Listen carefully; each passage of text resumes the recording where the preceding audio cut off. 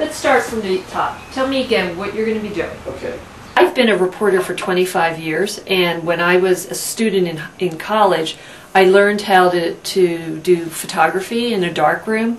But when I lived in China and worked in China, I did my own photography on assignments there, so I enjoy it.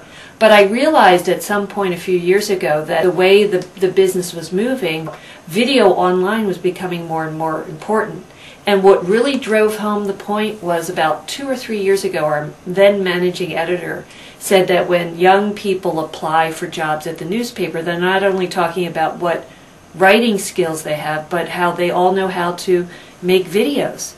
And so it kind of like, it occurred to me that if I don't update my skills, I'm going to be obsolete. My son, who's 16, is a filmmaker. He inspired me to learn myself. I was fortunate enough to get a fellowship and attend the University of Pennsylvania for a semester. I spent a whole semester learning how to take movies and edit movies.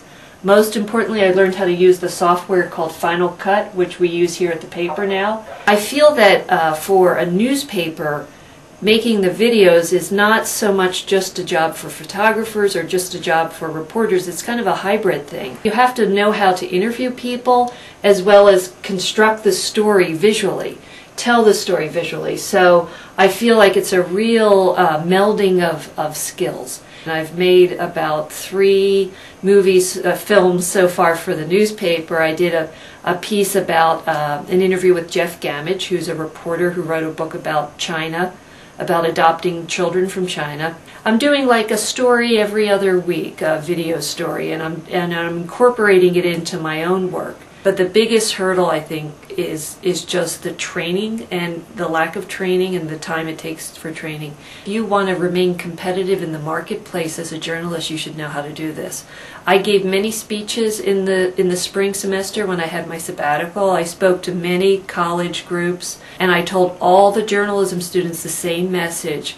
If you want to be a journalist, if you want to be a newspaper reporter, you need to know not only how to write stories, but how to tell stories visually. That this is the future.